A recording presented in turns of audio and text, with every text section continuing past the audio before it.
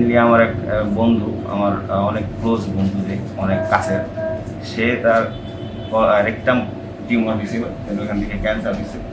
তো আমার সেই বন্ধু মারা গেছে। কিন্তু টাইম মতো কোলোনোস্কোপি করলে কিন্তু ডক্টরে আটকে দেবে। হ্যাঁ, তো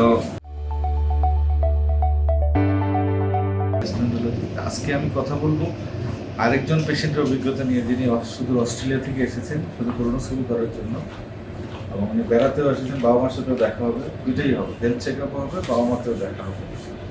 ওর নাম হচ্ছে যে সজীব।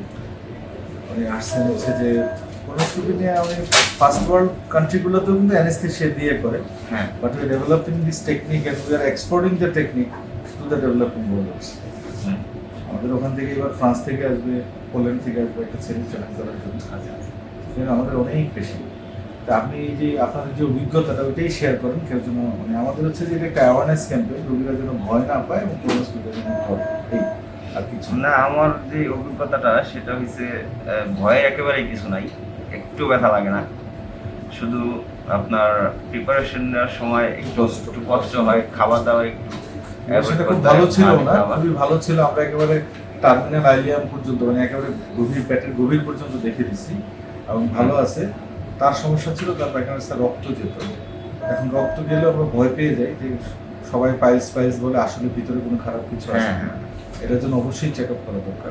হ্যাঁ, সবারই উচিত আসলে কলোনোস্কোপিটা একবার হইলেও চেক আপটা করাই ফেললে ভালো হয়। কারণ হচ্ছে আপনার নিজের যে হেলথ, ইনার হেলথ যেটা আছে, গাট হেলথ, সেটা ভালো আছে কিনা সেটা জানা থাকতো, টেনশন থাকতো না। রিসেন্টলি আমার এক বন্ধু, আমার অনেক ক্লোজ বন্ধু, যে অনেক কাছের, সে তার রেকটাম টিউমার দিছিল, ওখান থেকে ক্যান্সার দিছে। তো আমার সেই বন্ধুটা আমার থেকেও 2-3 বছরের ছোট, অনেক ভালো মানুষ ছিল। গত 2 মাস হলো উনি মারা গেছে। কিন্তু টাইম মতো কোলোনোস্কোপি করলে কিন্তু ডক্টরে আটকে দেবে। হ্যাঁ, তো আসলে ওইখান থেকে মারা গেছে, ওইখান থেকে একটা যে নিজের যেই ইনার হেলথ যেটা, সেটা ভালো আছে কিনা। তাছাড়া আমাকে ডক্টরও সাজেস্ট করছিল অস্ট্রেলিয়াতে। তো ওখানে দেখা গেছে মোটামুটি ভালোই ব্যয়বহুল, তারপরেও অস্ট্রেলিয়াতে কত লাগে খরচ? $2000 এখন। মানে বাংলায় বলেন, আমরা তো বাঙালি লোক। বাংলাদেশি আপনার $1,60,000, ইউএস ডলার। 1,60,000 টাকা, তাও আবার লম্বা সিরিয়ালের পর। হ্যাঁ, লম্বা সিরিয়ালের পর 1,60,000 টাকা। লোকজন বলে, হ্যাঁ বলে। তো ভাবলাম যে দেশ থেকে আমি আসছি আসলে এই কলোনোস্কোপি করাইতে, দেশ থেকে। কারণ হয়েছে স্যারকে একবার দেখাই গেছি, উনি বলছিল, সাজেস্ট করছিল, তখন করাইতে পারেন টাইম শর্টনেসের কারণে। তো এখন আমি আসছি মাত্র 7-8 দিনের জন্যে, শুধুমাত্র এই কলোনোস্কোপি করানোর জন্য। তো কলোনোস্কোপিও করা হলো, সাথে ফ্যামিলি সাথে দেখা হলো, সব মিলে সেজন্যই মানে আসা হয়েছে। তো ওইখানে $2,000 মতো লাগে, মানে বাংলাদেশে 1,60,000 টাকা। তো আবার ওইখানে একা কেউ নাই, তো সব মিলাই আর কি। আবার অ্যানেস্থেসিয়া দিয়ে করে সব দিক দিয়ে। হ্যাঁ, অ্যানেস্থেসিয়া দিয়ে। ওখানেও সনাতন পদ্ধতিতেই করে। হ্যাঁ, অস্ট্রেলিয়া থেকে যে একেবারে সর্বাধুনিক পদ্ধতি টেকনোলজি আসছে তা না। তো অস্ট্রেলিয়াতে যেটা 1,60,000, এটা আমরা মাত্র 10,000 টাকায় করলাম। হ্যাঁ, এবং অনেকে ভয় পায় কলোনোস্কোপি করাইতে, অনেক ভয় পায় যে হয়তো বা ভিতরে অনেক ব্যথা ট্যাথা পাবে। আসলে আলহামদুলিল্লাহ কোনো ব্যথাই পাই নাই, আমি ফিলই করি নাই। শুধু প্রিপারেশন নিতে একটু খাবার দাবারের একটু মেনটেন করা, আর যে যত ভালো মতো প্রিপারেশন নেবে সে তত দ্রুত তার সম্পূর্ণ করা হবে কাজটা। আর অস্ট্রেলিয়াতে যে কোলোনোস্কোপি করতেছে তারও এক্সপেরিয়েন্স একটা বিষয়, কারণ আমাদের অলরেডি মোর দেন 20,000 কোলোনোস্কোপি করা হয়ে গেছে। হ্যাঁ, তাই। Experience matter, number 1। অভিজ্ঞতা একটা বিষয়, কে কত বেশি কেস করছে। আর হ্যাঁ, ওইটাই আমাদের এখানে তো আমাদের পেশেন্টদের কথা চিন্তা করতে হয়, আমাদের পেশেন্টদের জন্য অ্যাফোর্ডেবল করতে হয়। কয়েকদিন আগে আমাদের একটা পেশেন্ট বলছে যে স্যার আপনারা এখানে অনেক একটু খরচ বেশি করে, কিন্তু আমি ব্যাখ্যাটা এইভাবে দিতে চাই, আমাদের এখানে যে ডিভাইসগুলো ব্যবহার করি এগুলো এক্সপেন্সিভ, নাম্বার 1। 2 হচ্ছে অন্যান্য জায়গায় 6-7 হাজার টাকা বলে শুধু পরীক্ষাটা, আর বাকি এক্সট্রা রোগীদের যে অনেক টাকা ওষুধ কিনা। এটা নিয়ে একটা মিসকনসেপশন, অনেকেই বলতেছে যে এখানে না, জিনিসটা খরচ বেশি না, বরং আমরা খরচ এখানে কমিয়ে দিচ্ছি, সার্ভিস অনেক ইমপ্রুভ করছে। হ্যাঁ, 10,000 টাকা আসলে অত খরচ না, আমার খরচ না।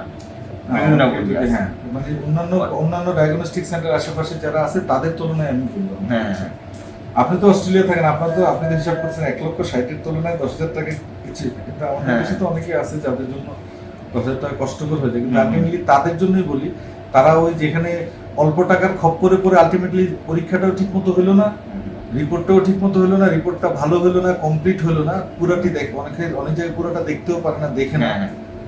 আর সব থেকে বড় কথা হয়েছে অজ্ঞানটা হইতে হয় না। আমি মনে এটা করি তো যে অজ্ঞান ছাড়া যারা অনেক অজ্ঞানকে ভয় পান, আমি রেকমেন্ড করবো যে এখানে অজ্ঞান আসেন। পার্টিকে সবাই ভয় পায়। হ্যাঁ, তো আমারও ইচ্ছা ছিল না যে আমি অজ্ঞান হই।